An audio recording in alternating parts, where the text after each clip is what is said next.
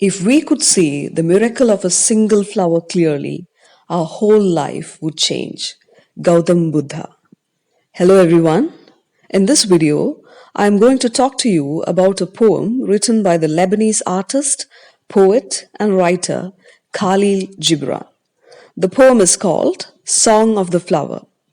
The speaker of the poem is a flower, and the poem is about what the flower speaks about itself.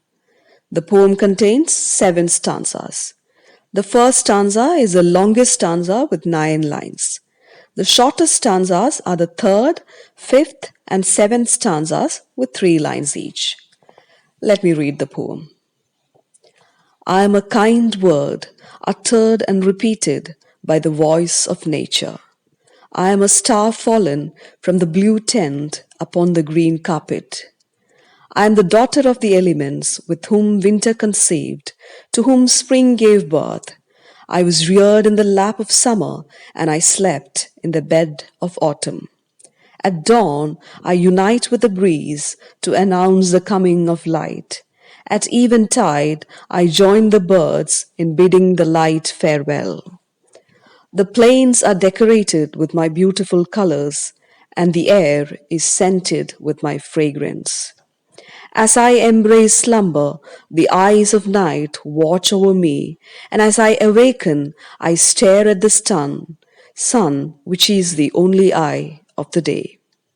I drink dew for wine, and hearken to the voices of the birds, and dance to the rhythmic swaying of the grass. I am the lover's gift, I am the wedding wreath, I am the memory of a moment of happiness. I am the last gift of the living to the dead. I am a part of joy and a part of sorrow.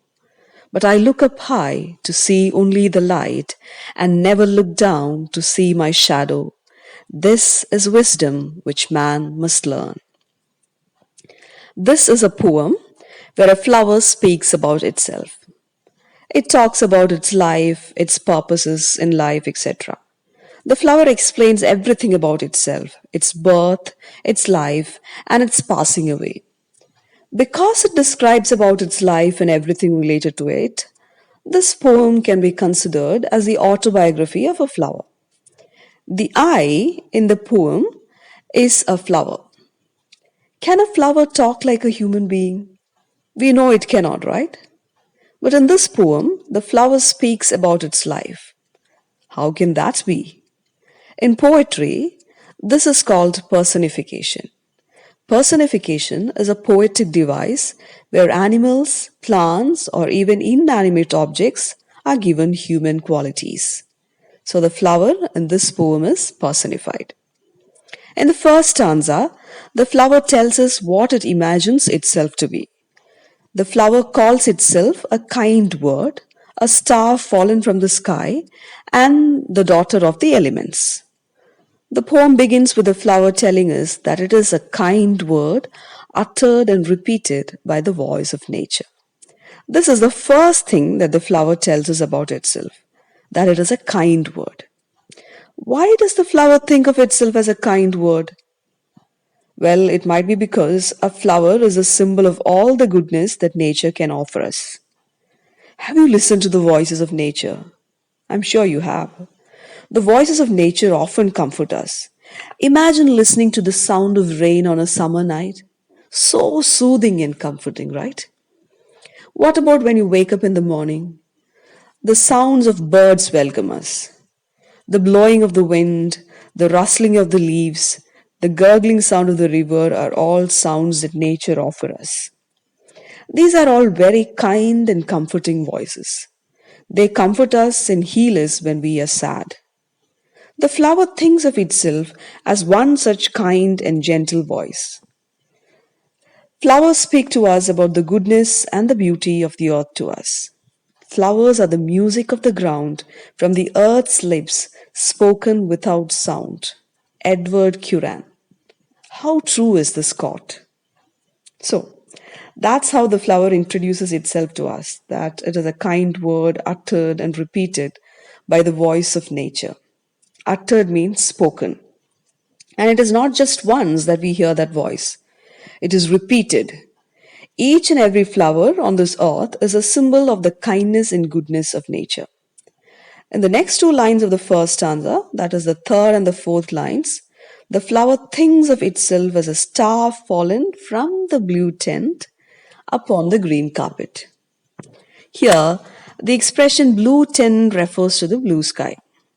When we look at the sky from the earth, the sky appears to us like a tent that protects us. Green carpet refers to the earth full of vegetation, the green grass, the plants, the trees, etc. The flower thinks of itself as a star that has fallen from the sky and landed on the earth's green carpet. A meadow or a plain filled with flowers is truly a sight to look at from up above. You should try looking down from the window of an aeroplane if you get a chance to travel by a plane. You will understand the earth with its green grass, trees, and plants will look like a green carpet, and the flowers on the meadow will look like stars fallen from the sky if you look from up above. In the last five lines of the first stanza, the flower tells us of its life cycle, how it was born and how it grew up, etc. The flower describes itself as a daughter of the elements. The word daughter tells us that it is a female flower. The flower goes on to tell us that she, the flower, was born when the elements joined with the seasons. Which are the five elements that we have in nature? They are the earth, water, fire, air, and space. These elements joined with the winter season, and thus the flower was formed. The flower associates itself with the four seasons of nature. It was during the winter season that the flower was formed. It means that the flower was a bud then. In spring, it took birth. That is, the bud bloomed in the spring season. It was reared in summer. To rear is to bring up, to take care of, etc.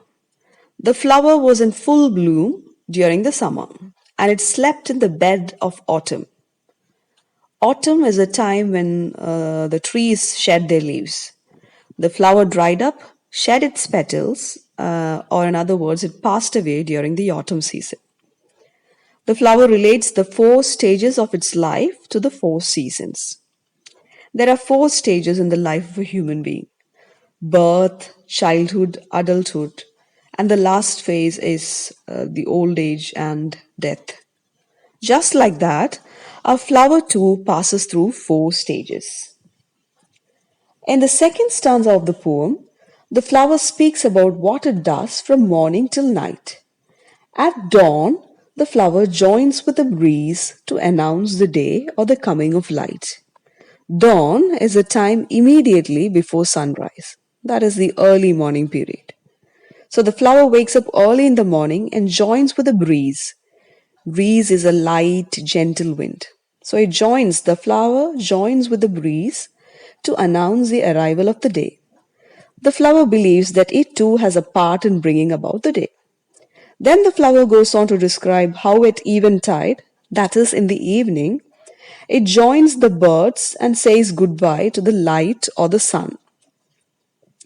In the third stanza, which consists of only three lines, the flower continues describing how the plains are decorated or made more beautiful by the beautiful colors of the flowers.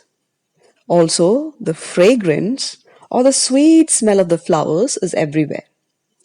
In the fourth stanza, the flower speaks about how at night, when she embraces slumber, the eyes of night watch over her. To embrace is to hug. Slumber means sleep, and eyes of the night refers to the stars. The flower says that when she sleeps at night, the stars watch over her. I've used the pronouns she and her to refer to the flower, okay? Remember, this is a female flower that we are talking about. So after the night, when the day comes, the flower wakes up to stare or look at the sun. The flower thinks that the sun is the eye of the day. From this stanza, we understand that the flower is the darling of the day and the night because they love her and care for her so much. In the next stanza, the flower continues to give more details about its life and tells us how it drinks dew for wine. Dew means the tiny drops of water that settles on plants, etc., in the morning. The flower drinks these dewdrops. And then the flower says that she hearkens or listens to the voices of the birds and dances with the grass.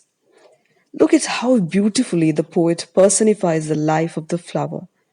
The flower completely enjoys its life and makes each and every moment of its short life memorable. In the sixth stanza, the flower speaks about the importance it has in a human being's life. The flower is used in both joyous and sorrowful occasions. A flower is a perfect gift that one can give to one's loved ones. We use flower at weddings, wedding wreaths, wedding garlands, etc. Brides decorate their hair with flowers. Thus, the flower is a part of moments of happiness in a person's life. It is also a part of sad occasions. We offer flowers to the dead ones, don't we? Yes, we do. Of course, we do. In this manner, the flower becomes a part of both joy and sorrow. In the last stanza of the poem, the flower tells us that it never sees anything other than the light. It never looks down to see its shadow. And the flower tells us that this quality of the flower or this wisdom of the flower is something that we human beings must learn. The flower is eternally optimistic. It only looks at the light or the brighter side of things. It never looks at the darker side of things. This truly is a lesson that we human beings must learn from the life of a flower. Come to think of it, how many days does a flower live? A few days, right? But does it care about the brevity or the shortness of its life? Absolutely not. It enjoys its days to the fullest. Not just that, it brightens and beautifies the lives of all around it by its life and its presence. This is exactly what we human beings should also do. Everything in nature, even a leaf, a flower, a worm, a fly, everything, every little thing has a purpose, a soul that makes its life meaningful.